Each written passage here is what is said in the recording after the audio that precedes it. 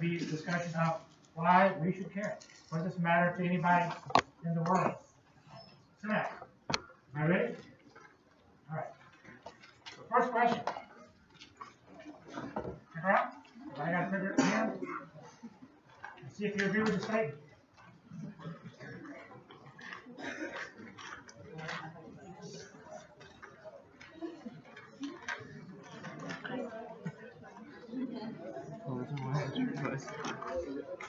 What?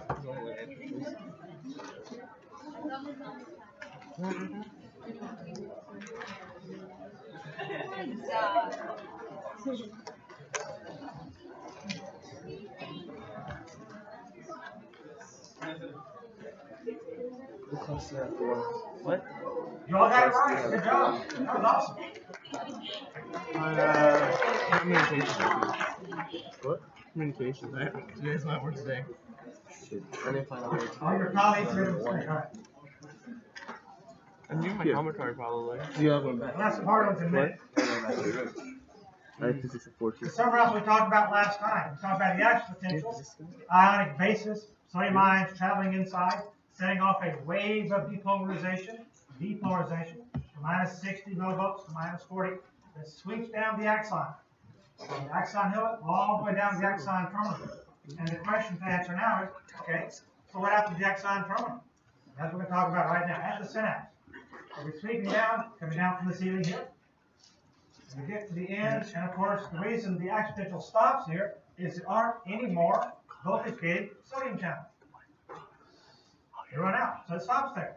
Because that's what propagated the action potential, and there aren't any here. But in their place, there's another kind of receptor, very similar, a calcium channel. Calcium channel. That's in calcium, you got it right? And it works exactly the same way as the sodium channels do, except this guy lets in calcium. They are also voltage-gated. So the calcium channels are closed, sitting there waiting. Waiting for what? Waiting for an action potential to show up. And when one does finally arrive, that voltage change, part of the action potential, is the change of the stimulus that opens up the calcium channel. So of course, what happens? The calcium comes inside. I got that. Because it's calcium greater concentration inside or outside. Remember this? There's only one ion of highest concentration inside, and that is potassium.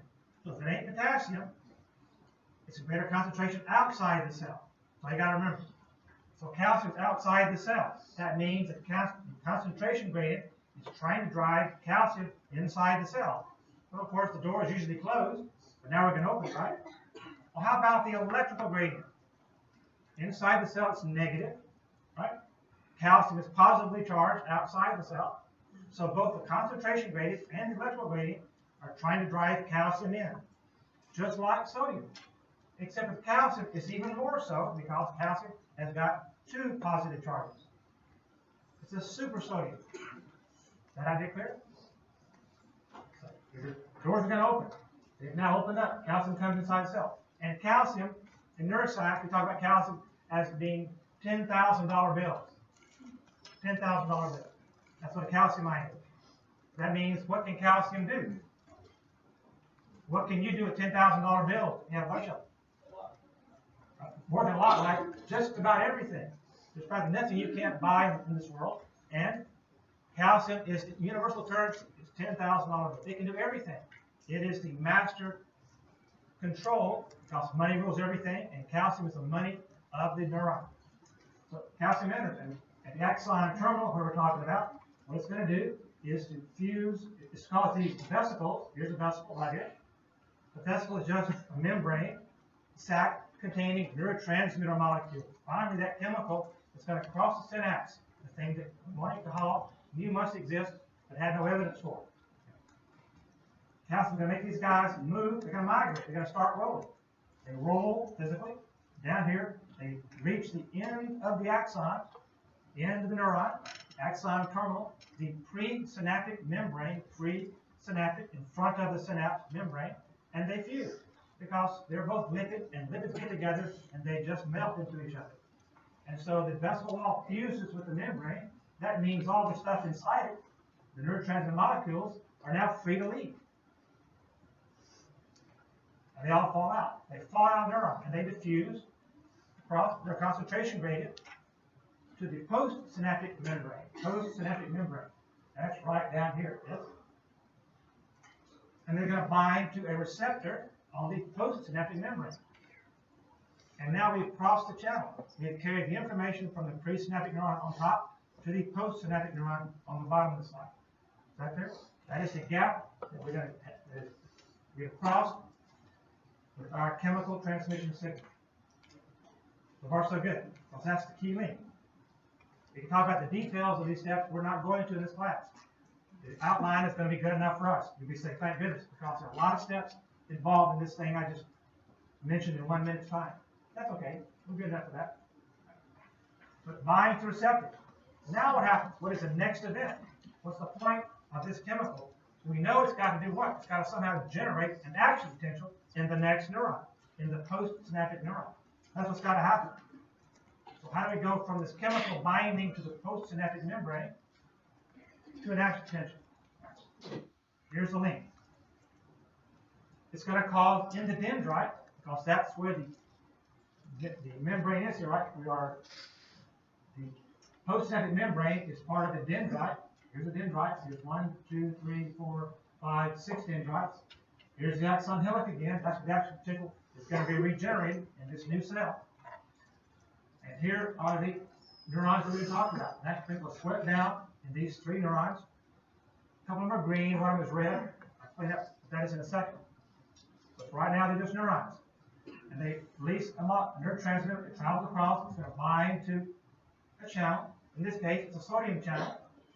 Now we've seen sodium channels. This one is not voltage gated. Voltage does not open this one. What opens this one? That's not potassium. Potassium is going to come inside. Sodium is going to come inside. But what binds to it? The molecule of neurotransmitter. The molecule of neurotransmitter floats across the synapse and is going to bind to this sodium channel and open it up. So it's gated by the neurotransmitter. It's neurotransmitter gated. It's called a ligand. We'll talk about that in a few minutes. It's a chemical. Chemical opens up. And now sodium comes inside. So sodium comes in. What does sodium do? Sodium depolarizes, right? Sodium is a positive charge. Positive charge makes the dendrite go from minus 60, its resting membrane potential, to minus 55, or minus 53. Correct? Positive charge. The cell is becoming more positive. It's now resting at minus 60. Positive charge makes it become less negative.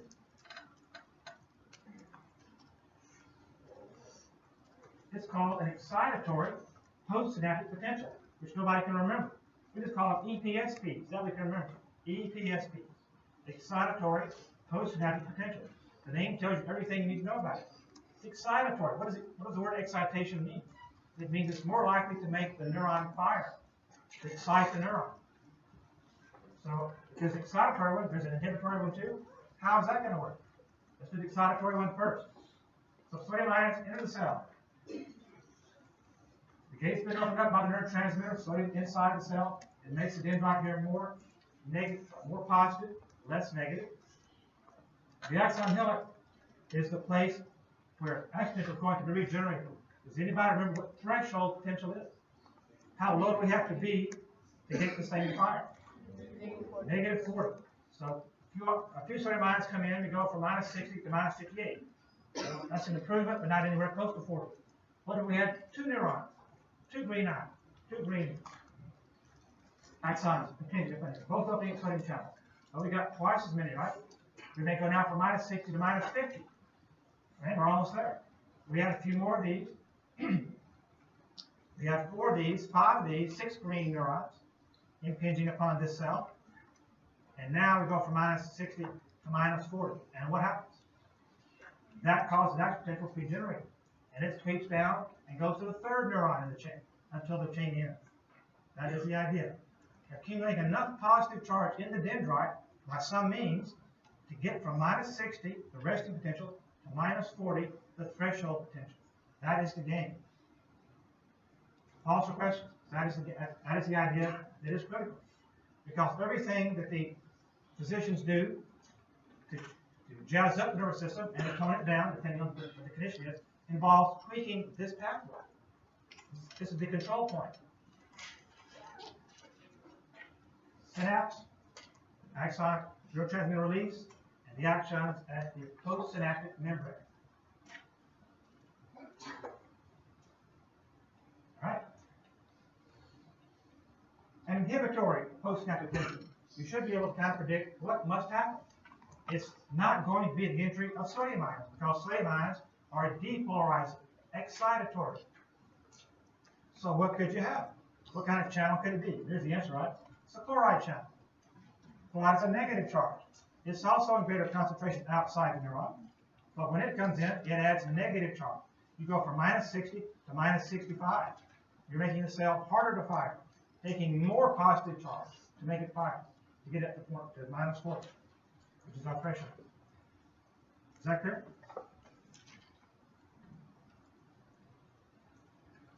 Percolating, inhibitory, and excitatory.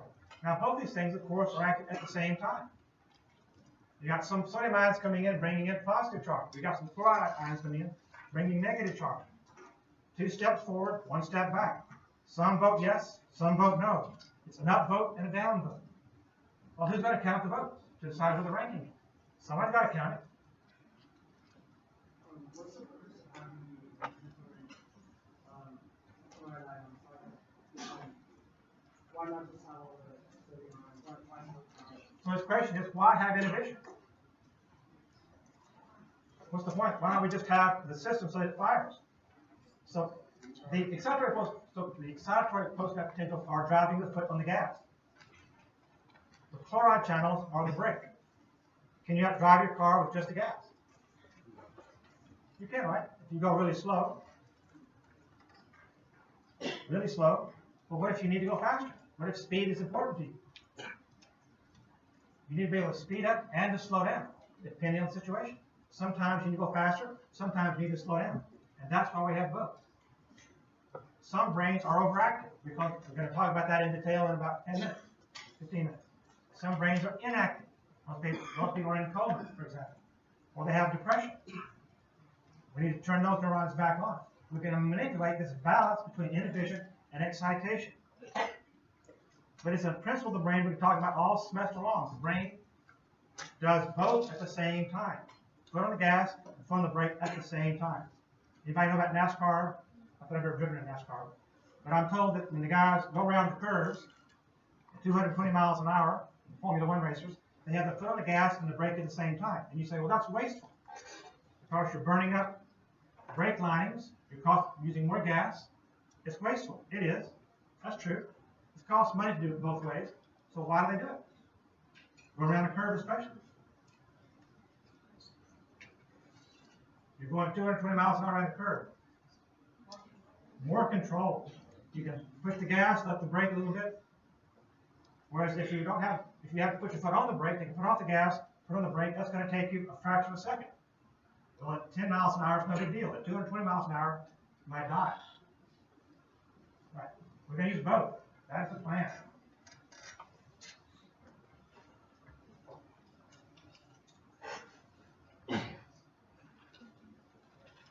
So who votes? Who's going to count the up votes and down votes?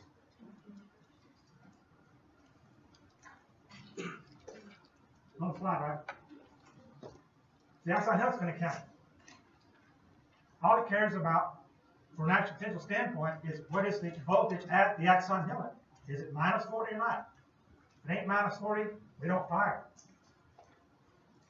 If it ain't minus 40, we don't fire. So here's the chloride channels voting negative, they're voting down. It's a down vote. Sodium channels are an up vote.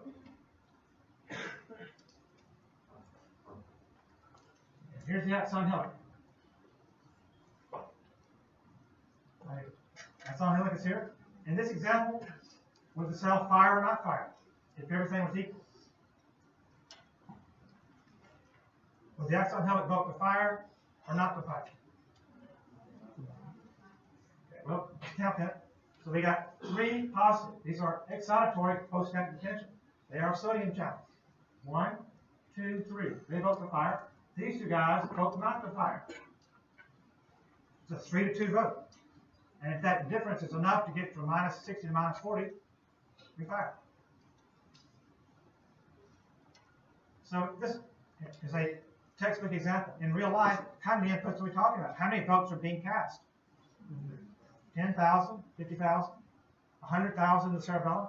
So 100,000 different neurons are voting. Some vote yes, 50,000 vote this, 50,000 vote that way. Imagine the complexity. The axon health can count really fast because it's just doing voltage. A very amazingly simple system that is guaranteed to work. It's just voltage. It's just electricity, which is pretty reliable substance. Questions? All right. The final steps, last stages. So the neurotransmitter has been released from the presynaptic membrane, loaded across the synapse, bound to the postsynaptic membrane, opened up some sodium channels or chloride channels, depending on which one it binds to, and they've closed. The neurotransmitter, what happens to it? Got to do something. All right. One thing it might do is the feedback. The feedback, here's the molecule neurotransmitter, little tiny blue dots. It may feed back to the presynaptic membrane, back from where it came, and bind to the cell that released it. You say, well, that's kind of crazy. Why do you need to bind to the cell that released it? It's called autoreceptor, self-receptor. Why would the cell that released the chemical need to have it bind? What information does that provide? Say it again? Yeah, it's a way for the presynaptic cell that released the neurotransmitter in the first place to know how much is out there, how much is working. It's a way for the system to talk back to itself. Just looking at the speedometer if you're a race car driver. It tells you how fast you're going. That's useful information. If there's a lot of molecules out there, it means you're overdoing the system. You're flooding the engine. You're going too fast for safety. You need to slow down. You recognize you can drive around a curve at 220 miles an hour. The speedometer says you're going 240 into the curve. You got to slow down. What is it about excess neurotransmitter that causes damage inside the brain? We're going to do that next time. It's a good question. Hang on. Next question. All right. Excitotoxicity. Too much activity is bad for the brain. I'll tell you about a really sad case. So it's a way for, it's a governor, right? The governors are on your engine. You can't go faster at a certain level. And so I already mentioned this. After the transmitter is bound, it's got to be destroyed. Kind of wasteful, right? We made the transmitter. That costs money to make. We're going to use it one time and throw it away. That is wasteful. Why do we need to turn it off? Why can't the transmitter continue to work? If you have a gun, axons are like guns, and you pull the trigger the first time, look, it keeps firing and never stops. Is that a problem? Does that make the gun hard to use? You got to turn it off so that you can turn it back on. Got to turn it off. And how we turn it off is two ways. We can degrade, this is Texas style, we're just going to destroy it, throw it in the trash, or Portland style, we can recycle it. Your choice. Texas way or Portland way. So here it is.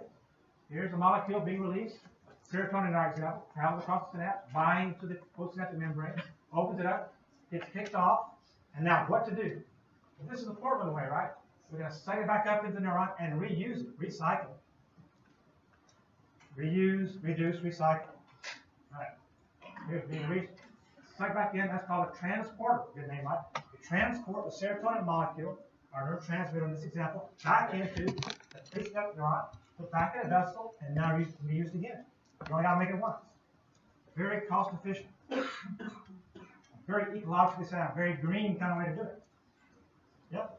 So here's an example of this. Here's the serotonin being released. 5-HT is serotonin. Got two names, right? Everything in medicine's got several names. Travels across, binds, gets kicked off. Travels back up here into the reuptake transporter. Sucked back in, and put back in the vesicle to be used again. So that's one thing that might happen.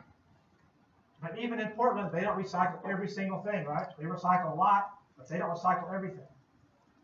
So what happens to something that does not get recycled? How do we deal with it? Here's the way. some molecules in it, not very many, this in this example 2 or 3, are being chewed up by something called MAO. MAO. We're going to talk a lot about MAO when we talk about depression. This molecule sounds trivial, but is the key to understanding the early studies on depression and its treatment. That's still the basis for our understanding of depression today. MAO is oxidized, oxidase is going to destroy things, and it just chews up the enzyme. That's wasteful. And so you use both. Use both. Like Portland uses both recycling and trash. They try to recycle as much as they can. The stuff they can't recycle, they have to put in the garbage dump, just like Dallas said. It's a question of proportion. Is that clear?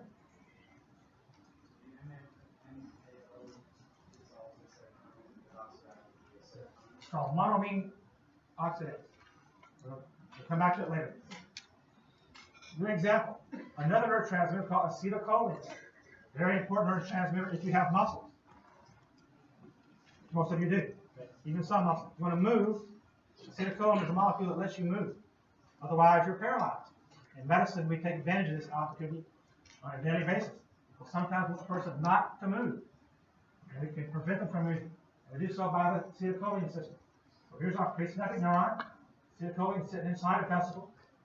Calcium channels open because the action potential got to the end of the axon terminal, opened up calcium channels. The vesicles fuse. Acetylcholine is dumped out of the synapse, travels across to here, binds to the membrane, opens up sodium channels. I heard this story before, right? Same story. Gets kicked back off. So here's it's been kicked off here. And acetylcholine, you can tell by its name, is half acetate and half choline. It's 1/2 acetate, 1/2 choline. They join. We call it acetylcholine. That's the name. There's an enzyme called acetylcholinesterase. That's a mouthful. Acetylcholinesterase, which we just call ACHE. ACHE just cuts it in half. It's got a scissor and it cuts it in half. In fact, it's the fastest enzyme in the human body. One molecule of ACHE, acetylcholinesterase, can chew up 225,000 molecules of acetylcholine per second. That's fast. All I do is snip, snip, snip, snip, snip, snip, snip. Amazing. All right, so we got 2 waste products. Well, at least we're trying, this is Dallas, right? We're trying to recycle some. We recognize it's a good thing. It's just a hassle. We're not used to doing it. Too much trouble. So I know what to do. We'll recycle half of it. We'll recycle the choline. We'll put it back in the cell. Acetate is cheap. It's like paper. We just throw it away. The urine, pee out in your kidneys, in the urine, it's gone. So we're a byproduct of metabolism. Lots of acetate everywhere, so wasting it is okay. A lot of things. Choline, hard to make, take some dietary contribution to that, so we'll just do that. So recycle half, that's it. Texas style green. Better than nothing. Say, this is all new to me. Anybody ever seen a can of Raid before? Just one person? Well, Raid is a molecule that you can buy at the drugstore or at Albertsons or Tom Thumb, and it's used in my house where my wife sees a tree roach walking across the floor. She decides to inhibit acetylcholinesterase because she's a physician and she knows about this stuff. So she grabs a can of Raid and sprays on sucker. Now, you know the roach is going to die. And the question is, why does the roach die? What is it about Raid that kills the roach? Well, how does the roach die? Does the roach, when you spray it, go, oh, and become motionless? The roach begin to twitch like crazy, right? Twitch, twitch, twitch, twitch, twitch, twitch, faster than you can possibly twitch. Unless I spray Raid on you, and then dies. So does Raid cause excitation or inhibition? Excitation. And the excitation is going to cause death. So how does acetylcholinesterase inhibition cause excitation? If you can figure out how Raid works, then you understand this lecture. Figure out how Raid works. We're going to inhibit acetylcholinesterase. Here's the enzyme. The job is to chew up acetylcholine. We're going to block that by using this chemical. Organophosphate poisoning. We're going to block this chemical. And now acetylcholine binds, gets kicked off. It's supposed to be destroyed, but it's not. So what does it do? It's hanging out in the synapse. What does it do? It binds again. Okay, gets kicked off, waits to be killed, looks around, nobody's going to commit killing. Okay, well, I'll bind again, and again, and again. It never stops. And so the muscles contract and contract and contract and contract and contract and contract and contract. And why does the roach stop? If I sprayed greater than you, why would you die? What would be the cause of your death? Your muscles would all contract. You become very stiff. You couldn't breathe. You suffocate. And so in children who are exposed to organophosphate poisoning, which is relatively common, especially in areas where there's a lot of farm work that goes on, because they use those chemicals in the field to kill bugs, and children play in that chemical sometimes, adults too, accidental exposure. They come in the hospital, we have to put them on a ventilator to keep them breathing. It wears off, they recover, and are normal. That makes sense. All right. So that's how it works. Golgi in his grave is laughing, though, because remember Golgi said it's not possible for electricity to cross the gap, therefore this neuron being different cell thing is hogwash. Turns out that Golgi was correct. There are some synapses, not the majority are as we described, but some of them are electrical synapses. The cells are tied to each other. Here's neuron A, neuron B, we call it presynaptic and postsynaptic, except it's not synapses, right? The cells are directly together. You see hotel rooms, right, that have doors in between rooms? Okay. Nope. Some hotel rooms have doors in between them that connect rooms. That's what electrical synapses are like, just like that. What is the point? Why would you want a room like that? What circumstances would there be that you want to rent a room like that? Two adjoining rooms, right? Why would you want to do that? If you had small children in a family, you wouldn't all fit in one room. Well, the children come in there before, you go up and down the stairs. It'd be a hassle, right? They might cry in the middle of the night. You might be worried about their safety, security. They might get in trouble. You'd like to know about that. You'd like direct access. If you're a neuron, what value does this have? Here's the answer, right? Well, why? Can I explain this? Why would a neuron want to do it this way?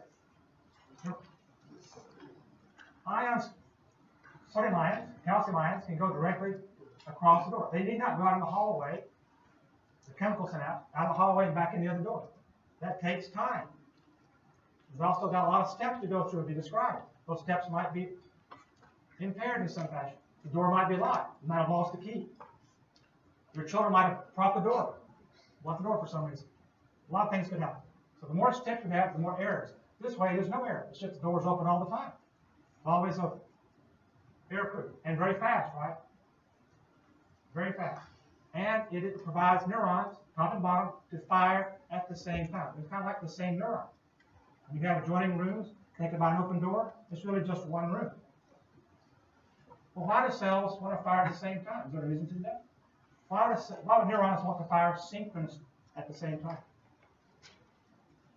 Well, imagine you're a student, which some of you are, and you say, I hate this class. And if you say that, people around you say, yeah, maybe I agree, maybe I don't agree, but nothing really happens, right? Nothing's going to occur. Imagine, though, 55 of you, all at the same time, in the same fraternity, and so you decide, we're going to shout at the same time, I hate this class. What happens? I shut up, everybody pays attention, the administration probably hears about it, I get fired, things happen. What does things happen? You caused something to occur because you acted as a group. Neurons are the same way. One neuron fires, just one guy talking. A bunch of people fire at the same time, you pay attention to that. Synchronization is important. All right. So there's a review, not to go over it, right? For study purposes. Look at the steps involved. So are you in despair?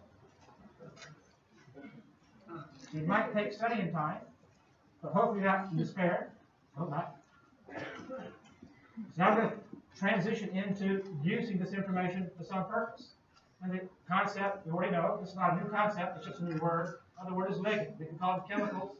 We can call them ligands. It's the same thing. A ligand is a chemical, like a neurotransmitter, like a drug, like some hormone. Doesn't matter. It can come from outside the body, a drug, come from inside the body, a neurotransmitter. It's all the same thing. It's all like molecule, L's here, bouncing round circles. They're going to bind to the receptor, an ion channel, open it up, Ion flows in because something happened inside the cell. The concept we've been reviewing for the last two lectures. We're going to call them ligands. It's just a name.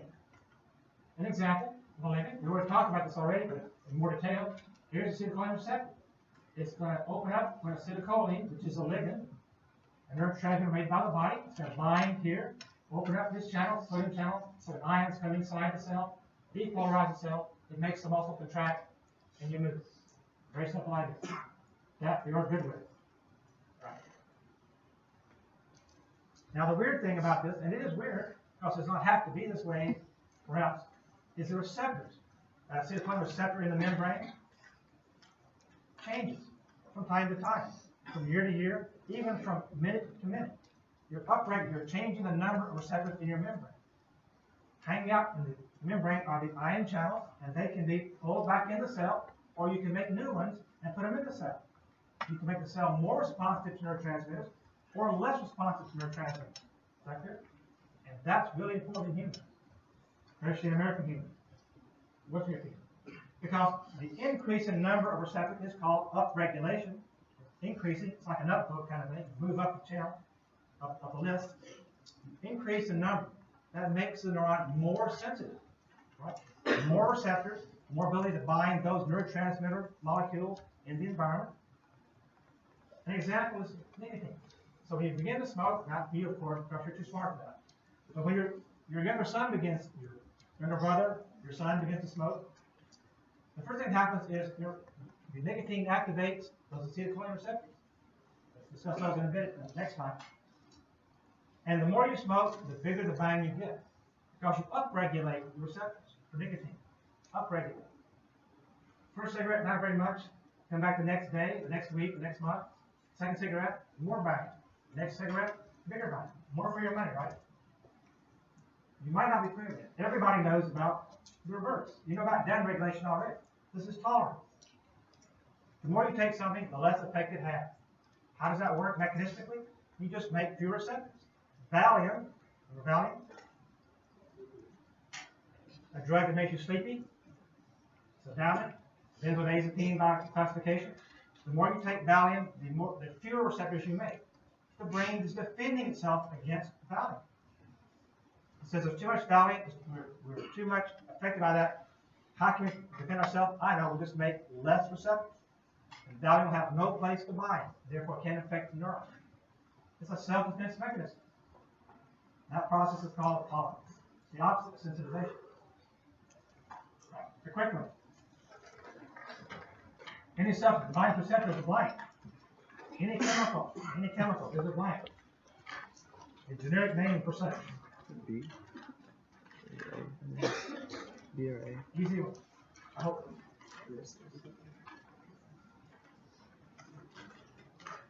If you need a hint, here's a hint. Like that. Don't put it there. Put it over here. What's a neurotransmitter though? What? Phages. It's like this. It is a ligand. What's wrong? Ligand is the answer. It could be neurotransmitter. Neurotransmitter is a type of ligand. The general term is ligand. Valium is not a neurotransmitter. It's a drug. How about this one? IPSDs. Hyperpolarization, depolarization, certization, or chromatization. My wife is Polish, so I can say So, IPSPs for something like that. So, what do IPSDs do to the membrane? Are they inhibitory or excitatory? It must be inhibitory. how's hyper inhibitory? It's not C or D.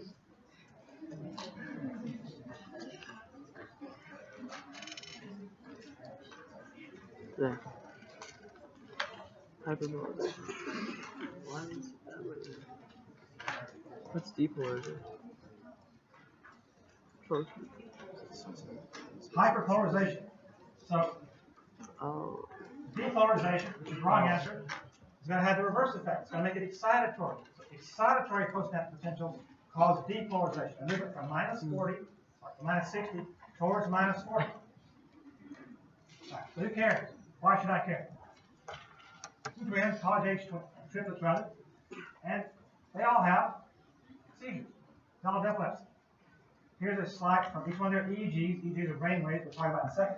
And you probably need to be a neurologist, I'm sure you're going to have to be, to recognize that something is not like everything else on each one of these EEGs. There are some places that have extra stuff. There are some places right here that look like really spiky things. And neurologists call these spikes. Because they look like spikes. It's a great name for them. And what it is a bunch of neurons getting together, too many neurons, and firing at the same time. Remember synchronization? It's back again. It's gone very long. They fire instantly. In fact, you can guess they have somehow made electrical synapses inappropriately, and now when one fires, they all fire. You've opened up all the interior doors in a hotel. Well, some people are not related to each other. They've never seen each other, but now the door's open. They can steal stuff. They can injure you, invade your room. All right, so it's a problem. And the concern is, how come all three at the same time? Because they've got a genetic disorder. They're triplets, they're identical triplets, as all are, identical girls. And their problem is the sodium channel stays open too long. Remember the inactivation gate, where you're supposed to shut things down? If you're slow on the uptake, if that door is slow to close, the football players, 114 coming in, 200 guys coming in, 200 positive charges. That makes a cell more likely to depolarize. And if it's more likely to depolarize, it's more likely to fire. It fires too much. It fires too much. Just like those spikes showed. You can see the neurons firing too much in that image. And that's what causes seizures. That is the source of their epilepsy. A genetic disorder of this channel. The activation gate right there. Failed. It's supposed to close quickly. It closes kind of slowly. Too many sodium ions get inside the cell. Is that clear? So I showed you an EEG. An EEG is simply a measure of brain activity that you can do by putting electrodes on the scalp. You can also put them inside the brain. That's much easier to put them on the scalp, for obvious reasons. And there's normal. A normal EEG should look like the surface of the tropic ocean. That's normal. Every wave is on, not like every other wave, but in general, it's the choppy ocean. Low amplitude, fast frequency. And we can make this quantitative. We're not going to do it in our class. The big picture is good enough. But the front part of the brain and the back part of the brain look essentially the same, and the left side and right side look the same. That is the important characteristic of a normal EEG, which these people have. It's not the same. That's loud and not expected. I'm going to show you is a person having a seizure. First, let me turn off all the sound. Mute sounds good, doesn't it? All right. Pause fast reception. One time. Okay. And like this. So now, all this stuff, that creates a brain, greater perception. Like, what's the difference between greater and perception? I know, greater perception more. What? What has greater perception?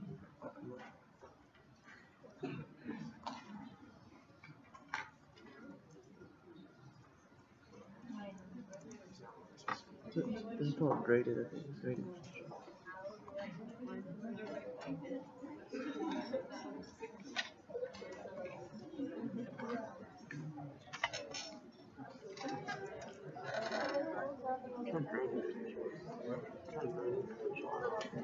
All right. This man's in the hospital. He's half brain. We will make his fire break. We take no problem. Got some more things. I'll turn off the podium. I'll attempt to anyway.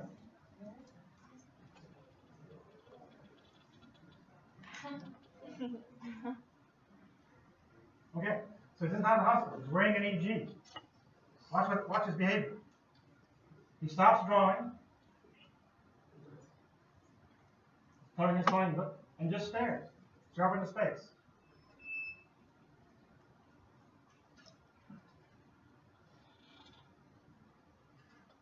He's grunting at this point, like, oh, like that. Look how stiff he is, and then he begins to jerk.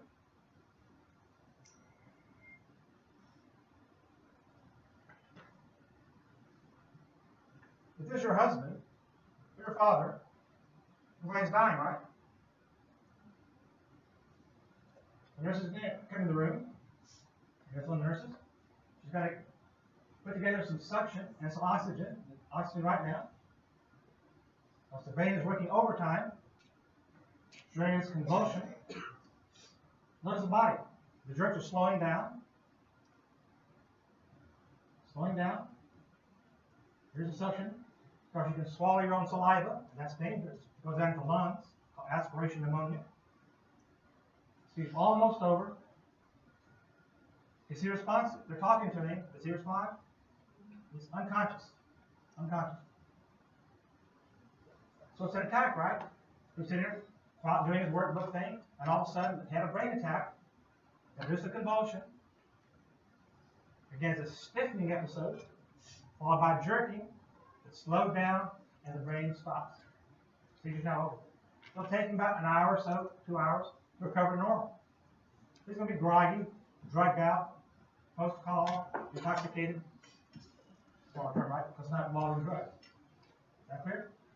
This kind of seizure has a name. It's called a tonic-clonic seizure. Tonic seizure. The stiffening phase of seizure is a tonic. You've got good tone, means you're stiff, followed by jerking, that's clonic. So tonus is jerking. Stiff, followed by jerking. Tonic, clonic seizure. It involves the entire brain. Both sides of his body were jerking. That's how we know both sides of the brain were involved. Look at the EEG if you want. The EEG will show a seizure. Why is this man in the hospital having this done? Because his seizures can't be stopped by drugs, and he can't work and can't drive. If you can't work and can't drive, your life is pretty well restricted, right? You can't raise a family, so you can't be supportive of your family. In doubt, you can't even get around because there's not sufficient public transportation. You can't get to the grocery store. So he's in the hospital to have the part of his brain identify the cause of the seizures so the surgeons can cut it out, hopefully, and stop the seizures. It's a seizure surgery evaluation. Try to find the part of the brain where the seizures come from so we can cut it out. So far, so good? All right. An EEG at baseline is the left-hand panel, where all the cells are doing whatever we're showing you for, pretty normal. Okay. Followed by the blue part where the seizure is occurring. First, the first phases of that blue panel. All the cells are firing. The cells are firing as fast as neurons can possibly fire. The entire brain's doing that. And then the cells begin to get tired. They can fire and have to take a break. They rest. They fire again and they rest. And every time they fire, what does the patient do? He jerks. That's the jerk that you see. The neurons shut off, but finally they can't even do that anymore, and they all just stop firing. And he becomes asleep, motionless, unresponsive. But they recover spontaneously. Thank goodness, right? Or we would call it death. They recover spontaneously. The problem is it's going to happen again. An hour from now, 6 hours from now, 2 days from now. I have no idea. You can't plan his life. Should he go to a movie or not? Well, if I go to a movie and have it in the front row, how embarrassing is that going to be? I just won't go to the movie. I'll just stay home. But you can never know what's going to happen. It destroys your life in many ways.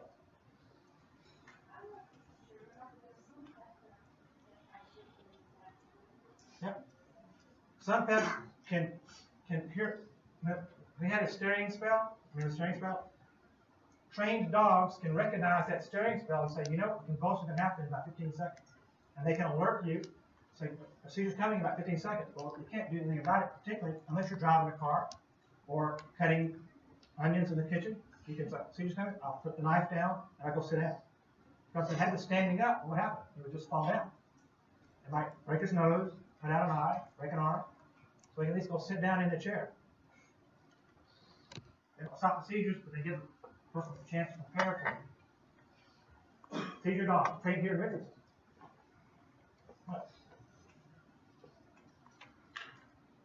In contrast, There's a seizure. This little girl's going to go to a parade. So she's got her flags ready to go. Talking to her mom. So I didn't see anything. So I dropped the flags out of seizure. Well, here's again. So she's excited. This little girl's good. She's dressed up with flags. She stops. You think she meant to drop the flags?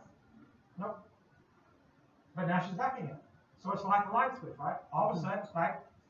Bring the flags, and the light switch is turned on right about there. The brain's not working. It's not working. It's not convulsing though. It's not working. And it's back. Light switch on and off for about 5 seconds. And she has this 15 to 20 times an hour, 100 times a day, every single day for the last 3 or 4 years. What's that called? How could that be a seizure? How could that be so different from what we just saw? They're called absence. We're going to answer the French. Absence seizures. So, honor of the French. The old-fashioned name is petit mal, which means, in French, what does petit mal mean? Small bad. I have a small bad seizure. Doesn't make any sense. So, Americans have changed the name to absence because she got absent, like a light switch, on and off. That's it. Especially in children. Remember that video? Especially in children. Adults rarely have these. It's a child thing. She's going to outgrow it. 85% likelihood. And during the seizure, here's a light switch. The middle panel, you can see what comes on, and then it shuts off. But the brain's back to normal immediately. And then how, when you fall asleep, what do? Your brain's awake, and then you're asleep, and the brain wakes up again. This is kind of like falling asleep in a sense. So sleep and seizures can be the same thing. Does that mean, because sleep is normal, does that mean seizures can be normal? Think about the similarity between seizures and sleep, especially this trigger kind of thing. A light switch on, light switch off, 100 times a day.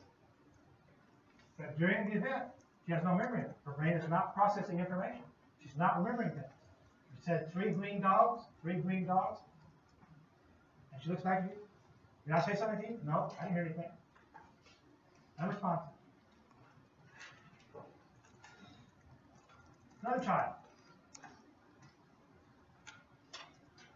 He just stares.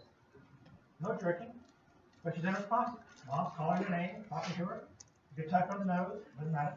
And if you look really closely at the video on herself, her eyes are deviated to one side. They look to one side. The eyes are driven to the side opposite the hemisphere that causes a seizure. They're looking down to her right side. The seizure is in her left hemisphere.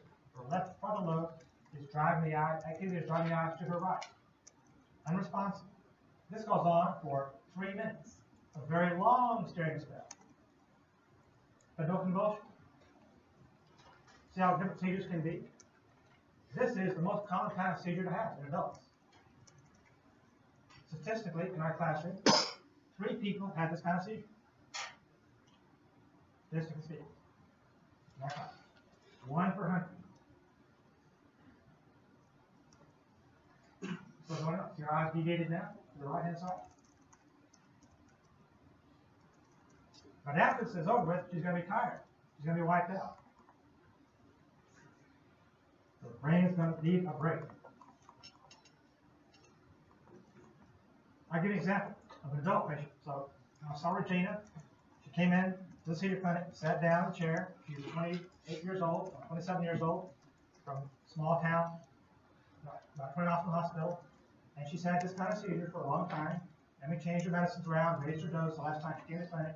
We trimmed this down. So, how you been? How many seizures you had since you were here last time? Well, I feel like I've had about.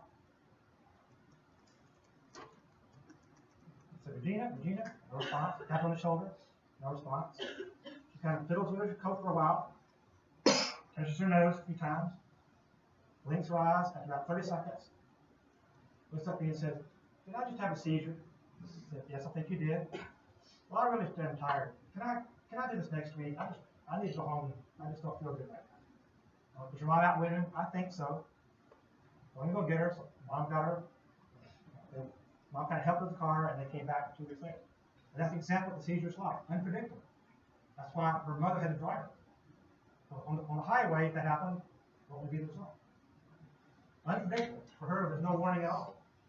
It's called a complex partial seizure. Complex partial. I'll find those words in a second, but the idea is a staring spell that goes on for a long time. Absence is also staring, but really short, a few seconds. Complex partial seizures, long seizures, 30 seconds, a minute, 3 minutes even, 5 minutes. Complex partial seizures. So far, so good? The word partial, I can tell you about. Partial means it's one part of the brain. Which part of the brain in this child? Left hemisphere. The absence seizure, the man in the hospital bed, the entire brain was seizing. That's a generalized seizure. This is partial, just one part of the brain. In her case, the left hemisphere. Compare that to this child, whose awareness is perfectly normal. Being filmed by his parents, who say, look at the camera, son, hold still, look at the camera. His arm is twitching, and his face is twitching. Right arm and right face. Hold still, son. I said, look at the camera. Have we done yet? No, we're not done yet. Grandma back, supervising everything, as grandmas do. Repetitive twitching. Clonus, right? Clonic is twitching. A right hemiclonic seizure, right? Jerking seizure, right side of the body. But awareness is normal. Is it one part of the brain? Which side is it coming from? Left hemisphere also. But awareness is not impaired. That's how this child differs from the previous child. Goes on a long time, right? Goes on for several minutes. It's like simple partial seizure. Simple, because awareness is not impaired. That's what the word simple means. Awareness is not impaired. Complex, awareness is now impaired. That's the seizure.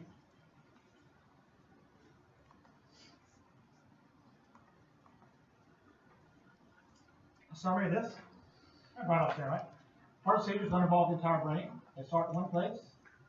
You have one side that jerks. You see this? And here's an EEG. You have to be a neurologist again to notice that these channels look different than these guys. And these guys look different than these guys. And that's got coding them out. This is left hemisphere seizures. Something's wrong with left hemisphere. Left hemisphere cells are miswired. Simple means normal awareness, and complex means awareness is impaired. Got that?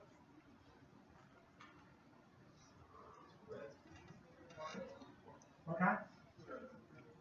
Tourette's is not a seizure. We can do Tourette's in class when we talk about movement.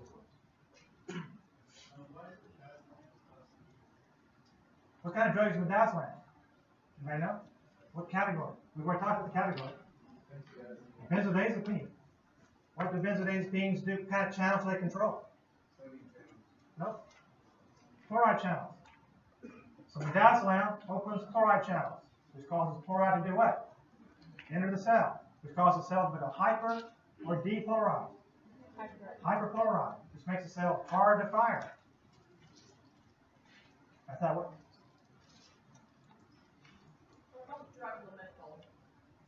Lamictal is a drug that operates on sodium channels. I just know it's for seizures as well. Comes up.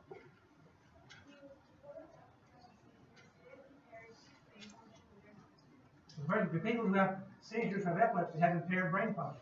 The answer is sometimes. The child waving the flags had normal epilepsy. Brain is otherwise normal.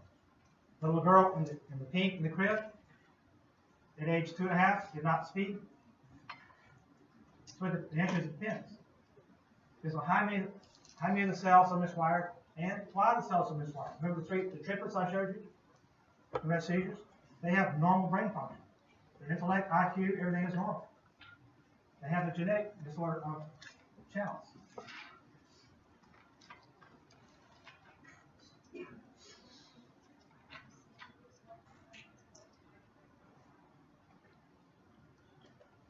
We don't know. Unknown. The question was, some patients have some people have simple partial and complex partial and tonic-clonic seizures all in the same person. And the question is, how do we know, how do they know we can have a simple partial seizure at 10 o'clock or a complex partial seizure at 10 o'clock? Or none? We don't know why. don't understand the timing of seizures. Part-time, I still CBD2, and that one would have some seizures. Have you ever worked with that, or Which one again? CBD2? No, it's a new thing. We'll talk about that next time, actually. I've never described it. It's a new idea. A correlation with what? A correlation with what? Yeah. Yes. Like the triplets. They have a genetic disorder. Their children will have the same thing.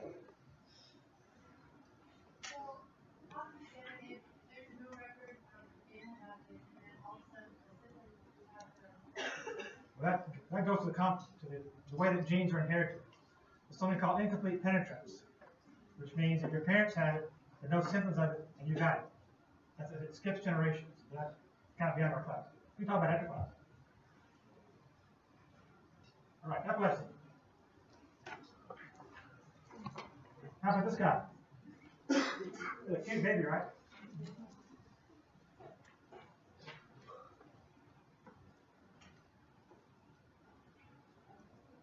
Which he shrugged his shoulders. It's no big deal. Babies shrug their shoulders. So do you. So do I. Big deal.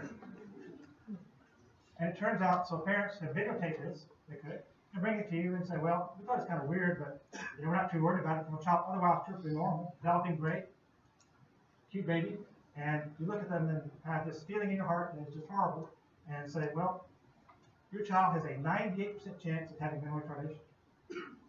And they say, why? I said, because he shrugged his shoulders. And they say, we don't believe that, and I don't blame him. I wouldn't believe it either. But that's true. This child is having, these are seizures. What's the seizures? I don't even see the seizure yet. Can y'all see the seizure? This shoulder shrug, every time he does that. Say, well, again, his brother shrugged his shoulders. I do that, you do that. How come this baby, what is about these shoulder shrugs that tells you things are bad? Just by looking at the video. There you go. That's right. There's a rhythm to it. You can time it. You can wait. You can watch out and say, next is going to be right now, and it is. They are periodic. And habits like shrugging your shoulder should not be periodic. And that sounds like a trivial difference. It's all just in the world. And each of this baby is very, very, very abnormal. All the brain cells seem to be synchronized. They're just all firing. And they have, that happens when the brain is massively miswired. And that's why the prognosis is poor. They're called infantile spasms. Infantile spasms. The Germanized term is myoclonic seizure. It's a single jerk. Myoclonic is a single jerk, like that.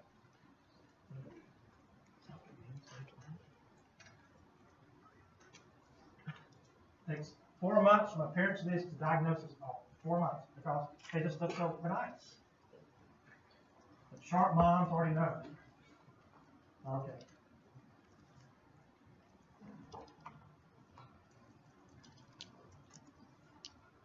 So look at this. Here's the brain waves.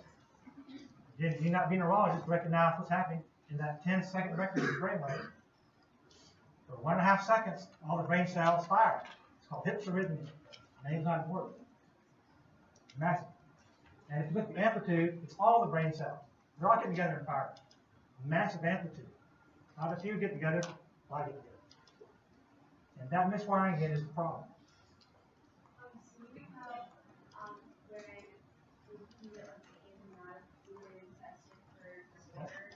Do you do the same procedures? For patients, if you are a pregnant mother, or father of a pregnant mother, the husband of a pregnant mother, father to be, and you wanted to have your son or daughter tested by amniotic fluid for this condition, could you?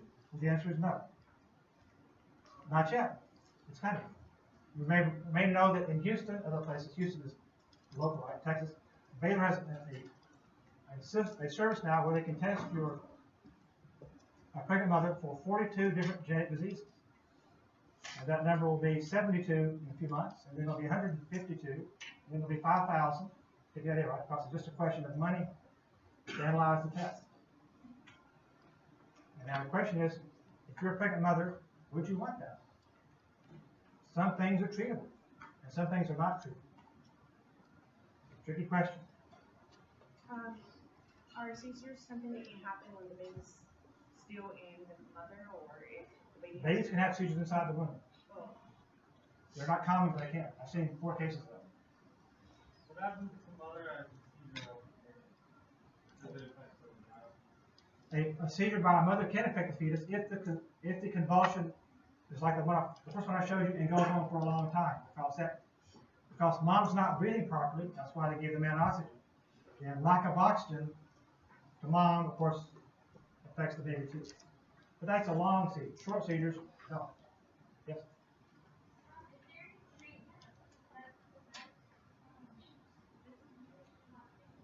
Is there a treatment? I'll come to you. Is there a treatment for what? No. Not yet.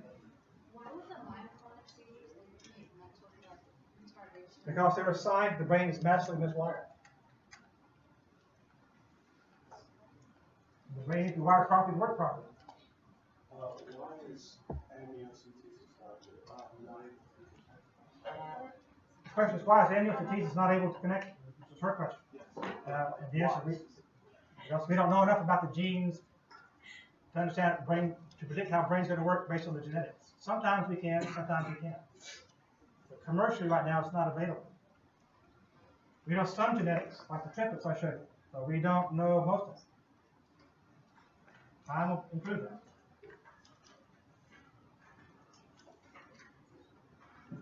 Other questions? Yes?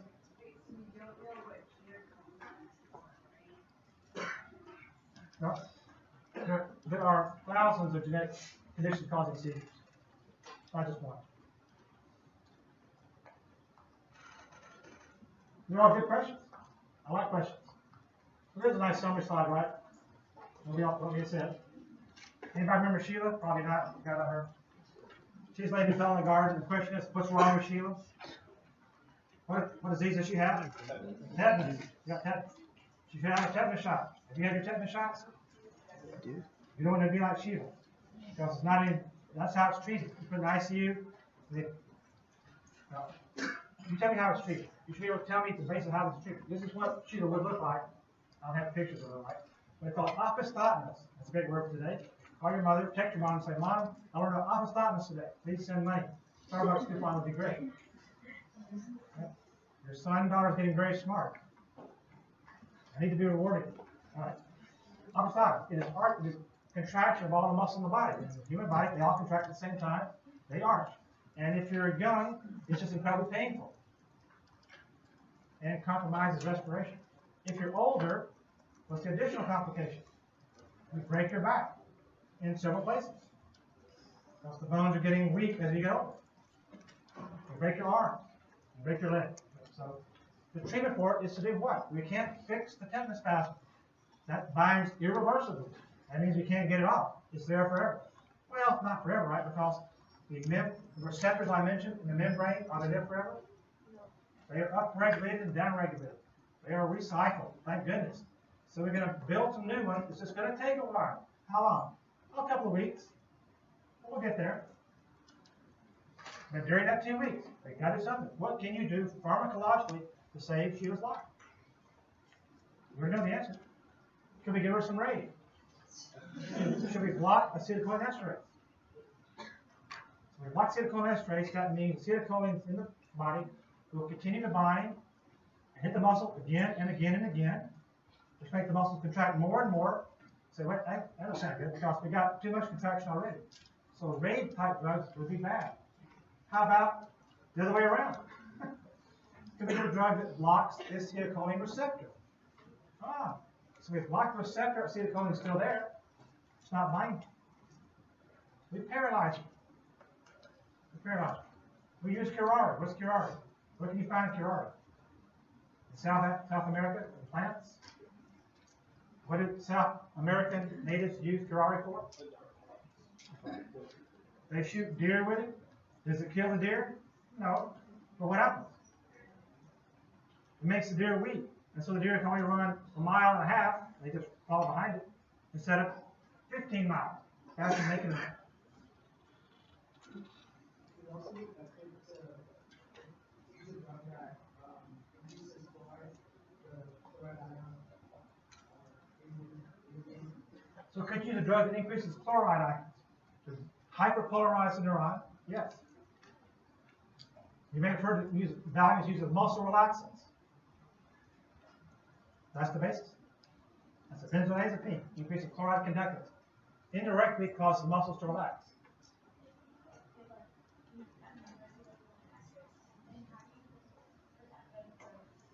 If you give a acetylcholinesterase inhibitor, how do you do it?